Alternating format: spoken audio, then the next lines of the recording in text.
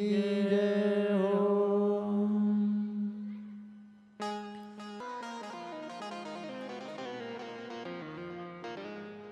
आज हमारे और आपके सभी के पुण्य उदय हुए तो भगवत चर्चा हो रही है।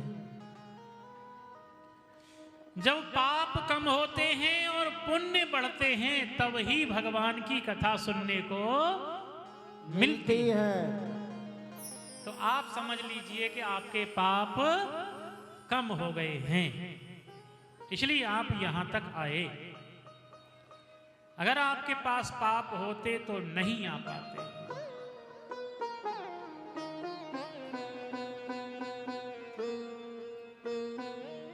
बाबा लिखते हैं कि जिसको भी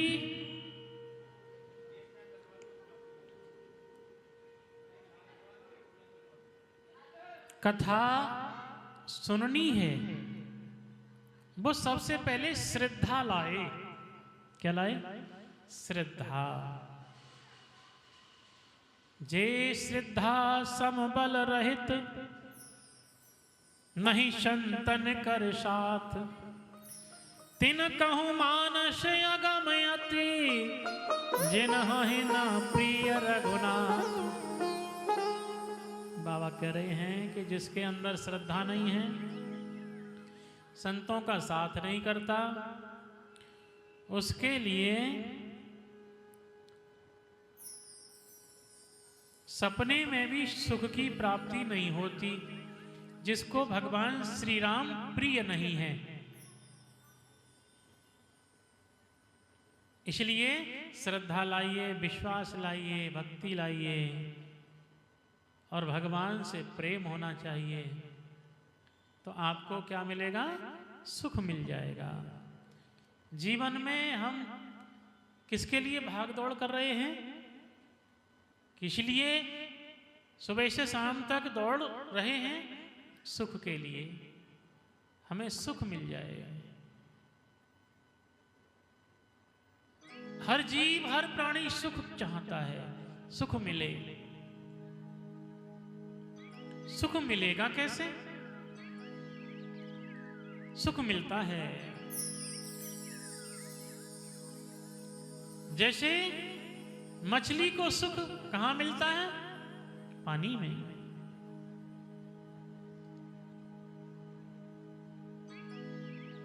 ऐसे ही मनुष्य को सुख कहां मिलेगा?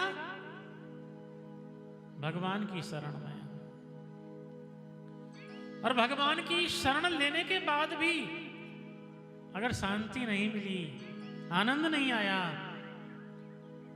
तो फिर समझिए कि उसका पूर्व जन्म का जो कर्म है वो बिगड़ा हुआ है। इसलिए भगवान की शरण लेते रहिए। जो पूर्व जन्म का आपका पाप है वो भी सही हो जाएगा। मस्तक टेकते रहो, मस्तक टेकते रहो, है ना। जो माथे पर जो टेढ़ी लकीरें हैं वो एक ना एक दिन सीधी हो जाएंगी। जैसे आपने स्टाम्प देखा है, उस पर जो आंकड़े लिखे होते हैं, नंबर लिखे होते हैं, वो उल्टे लिखे हुए होते हैं, है ना। और जब उसे ऐसे मारते हैं तो सीधा हो जाता है। बस ऐसे ही मस्तक को भगवान के द्वार पर झुकाते रहिए तो जो रेखाएं टेढ़ी हैं वो सीधी हो जाएंगी।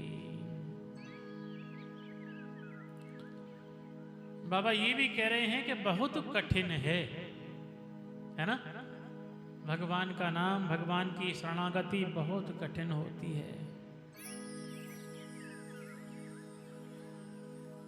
बड़ी बड़ी कठिनाइयों से पार होकर के मनुष्य हरि शरण की तरफ, हरि चर्चा की तरफ पहुंच पाता है, सरोवर की तरफ पहुंच पाता है, गंगा जी की तरफ पहुंच पाता है।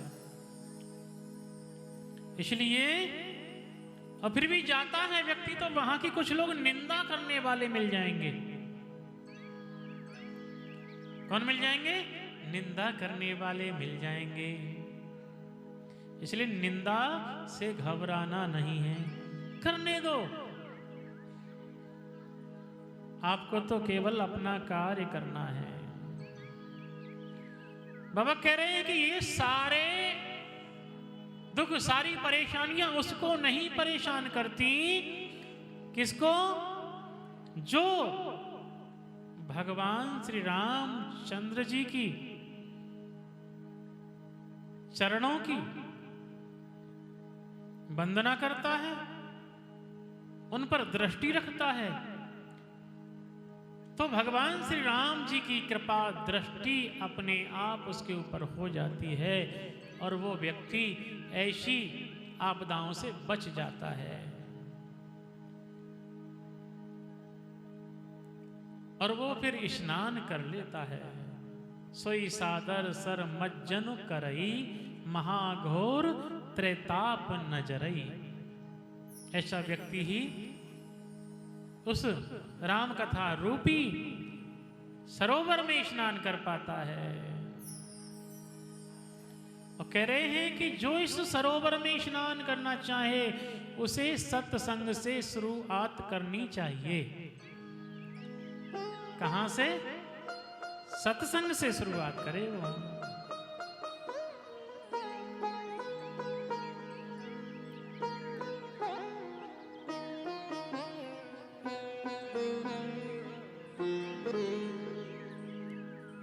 सत्संग कहां है? सत्संग कहां पे है? गुरुजी के यहां नहीं। सत्संग गुरुजी के यहां नहीं है।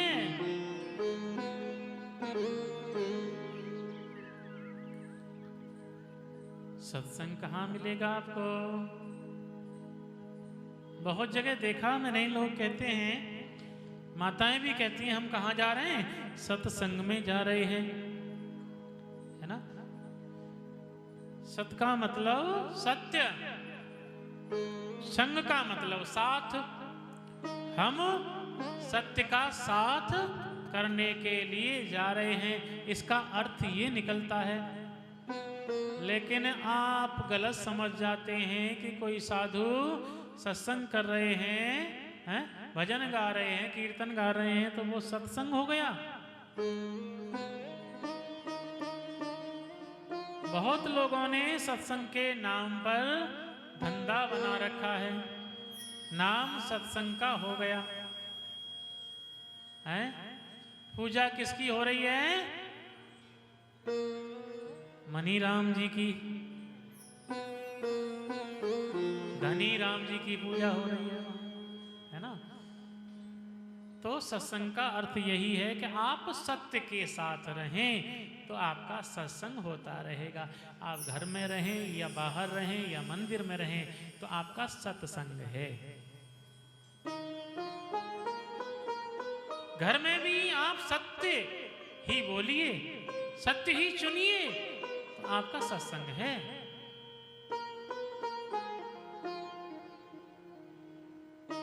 अब लोग झूठ बोल देते हैं बात बात पर, तो आपका फिर भजन भी बेकार हो गया, पूजा बेकार हो गई, है ना। तो वो आपका फिर सत्संग नहीं रहा। झूठ नहीं बोलना, जिब यहां पर सत्य होना चाहिए हमेशा। मरना तो एक न एक दिन है, मगर झूठ बोल के क्यों मरे? सत्य बोल के मरना चाहिए ना। इसलिए सत्संग, सत्संग में बताया, पहले भी ये भजन हमने गाया था, आप भी गा रहे हैं। समझिए सत्संग में हम करना क्या है। हमें ये मौका, ये अवसर फिर नहीं मिलने का, ये तो आपके पुण्यों के कर्म से मिला। ये मौका, गधा बन जाते बोझट होते, भैंसा बन जाते तो लोहे की कील ठोकी जाती, है ना। कितनी मार पड़ती है। कुत्ता बन जाते, एक टुकड़े के पीछे लोग डंडा मार देते हैं। ये तो मौका मिला आपके लिए। ये मौका ये अवसर फिर नहीं मिलने का। मीठे मीठे चलना है, त्रिकट लगाते हुए। करना क्या है? ये मौका फिर नहीं मिलने का। सत्संग करो, सत्संग करो, सत्संग करो, सत्संग करो, सत्संग करो, सत्संग करो।